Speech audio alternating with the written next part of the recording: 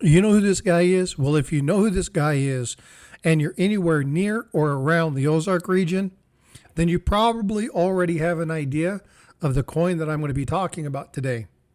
And these tall tales tempt the treasure teller. There's been a lot of stories about this. But you know what's really weird about this? A lot of people know about it, but yet none of them have been found. They're still circulating. They cost quite a bit. There's a lot of replicas of them. But where are they located? We're going to talk a little bit about this. And if you don't know who this is, we'll get to that in just a moment. But man, have I got a treat for you. But to really understand the dealings of the times, you need to understand the time frame. Now, this happened in the late 1700s and early 1800s. Now, this was prior to the congressional law passed in 1857, making it illegal to pass foreign coins as legal tender. Now, prior to that, it didn't prevent mints from minting their own coins, especially for local areas or trade or goods, because the mint didn't really have a good process to manufacture enough coins to meet the need or demand of the people in certain regions. And this was something that was quite common throughout the various areas. Local mints minted their own coinage. Silver in particular was something that many people had zero issue with. In many cases, some of these local coins carried more weight and worth than the U.S. minted ones. And while the U.S. Mint was busy opening the mints and designating mint marks in Charlotte, De La Nega, and New Orleans, this coin was already very well established. Solomon Yokum, talking about the Yokum silver dollar. This is a rough and tumble kind of guy, lawbreaker type, who had a distillery specializing in peach brandy. Hold up, peach. There we go. Another silver hoard story where there's a penchant or a love of peaches. It's insane. There's this little icon up here. We'll talk about that story at the end. Make sure you look at the link in that. Because again, this guy had a thing for peaches. It's amazing. Silver and peaches. Who knew? All right, well, I digress. Let's get back to the story. Lots of well-known families in the Ozarks, along with Indian tribes that had migrated to the region's reservations, took a liking to this particular peach brandy, and they often paid it with silver ingots, silver coin, or silver bars. Now, a lot of times they would take these, melt them, cut them into ingots, and then cut them out and make their own silver coinage, which actually carried more weight than the U.S. mint coins, as stated earlier. Some say the silver came from luckier origins.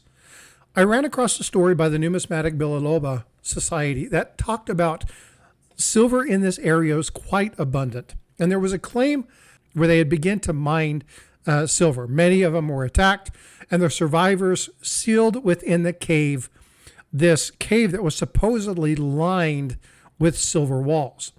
Now, they did it to keep the white people and the Mexican raiders out. Unfortunately, the Mexican gold raiders found and attacked many of the Chickasaw Indians that discovered it while they were protecting it from a storm. Classic story of greed.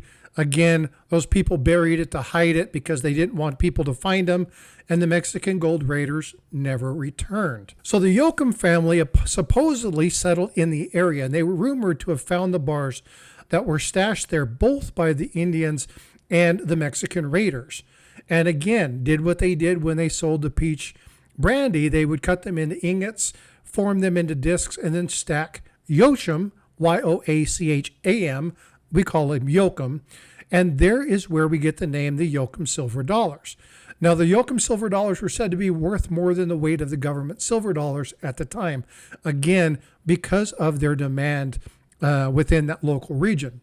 So the legend of the Yokum silver dollar has grown bigger with each telling. Again, tales that tell tall tales. Well, unfortunately, damming the White River was probably one of the most conducive things to preventing the truth from ever appearing.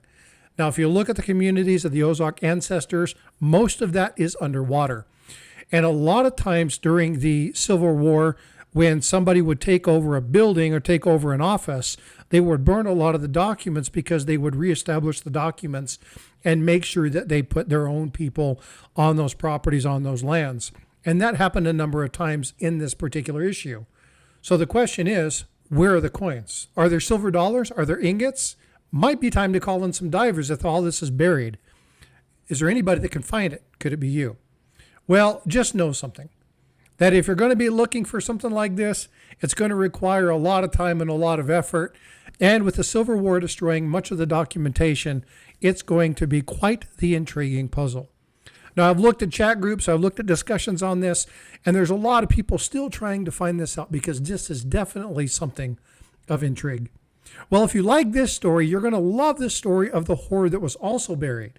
It's a full murder silver betrayal story, and that video is right here. Also, I talked earlier about the man who loved peaches. This is an amazing hoard story as well. Go check that out. Both these stories are quite amazing. If you love this one, you'll love those too.